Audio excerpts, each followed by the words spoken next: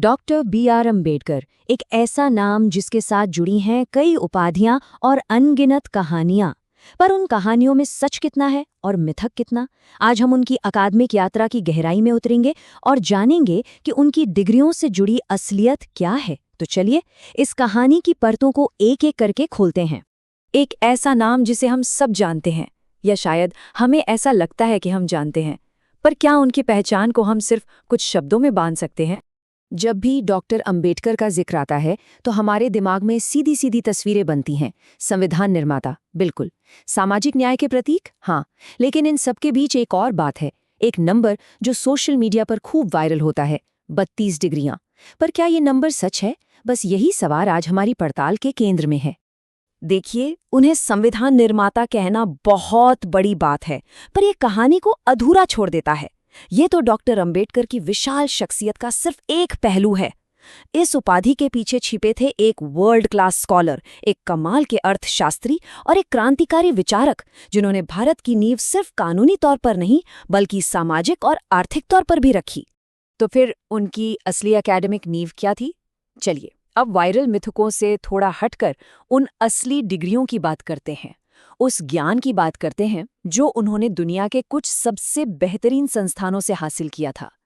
यही वो बुनियाद थी जिस पर उनके विचारों का पूरा ढांचा खड़ा हुआ। और उनकी ये अकादमिक यात्रा किसी प्रेरणा से कम नहीं थी। देखिए, सफर शुरू होता है बॉम्बे यूनिवर्सिटी से, फिर वो पहुंचते हैं अमेरिका, कोलंबिया यूनिवर्सिटी, जहां से वो एमए और पीएचडी करते हैं। लेकिन ये तो बस शुरुआत थी। अगला पड़ाव था लंदन। वहां लंदन स्कूल ऑफ इकोनॉमिक्स से एमएससी और एक और डॉक्टरेट डीएससी, और इतना ही नहीं, साथ में ग्रेजिन से कानून की सबसे बड़ी उपाधियों में से एक बैरिस्टर एट लॉ भी हासिल की। अब यहाँ एक बहुत जरूरी बात समझने वाली है। डॉक्टर अंबेडकर के लिए ये डिग्रियां दीवार पर सजाने वाले सर्टिफिकेट्स नहीं थे। नहीं, ये उनके हथियार थे, वो औजार थे जिनसे उन्हें एक नए राष्ट्र का निर्माण करना था। तो हमारी आम समझ और हकीकत में फर्क कहाँ आ जाता है? हम उन्हें अक्सर एक समाज सुधारक या एक राजनीतिक शख्सियत के तौर पर देखते हैं, पर यह तो तस्वीर का बस एक हिस्सा है।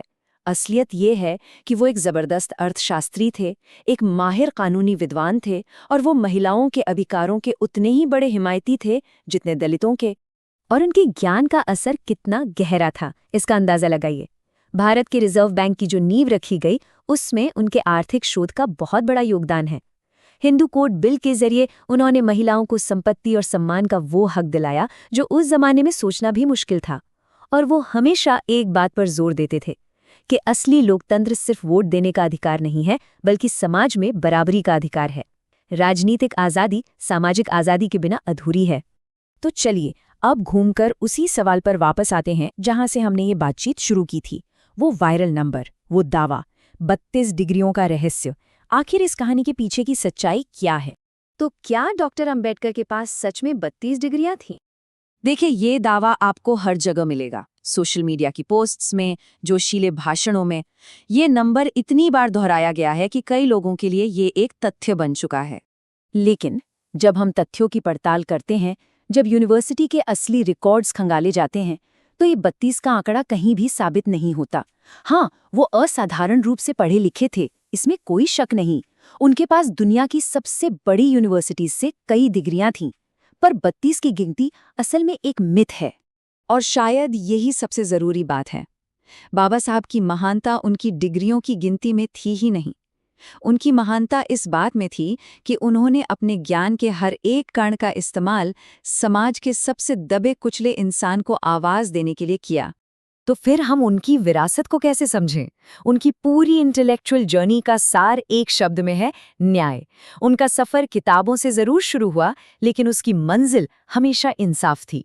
उनके इसी गहरे ज्ञान ने संवैधानिक नैतिकता जैसे विचार को जन्म दिया।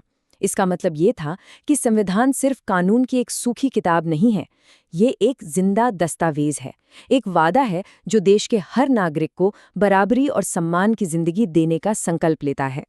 तो उनकी असली विरासत क्या है? कोई नंबर नहीं, सिर्फ संविधान भी नहीं।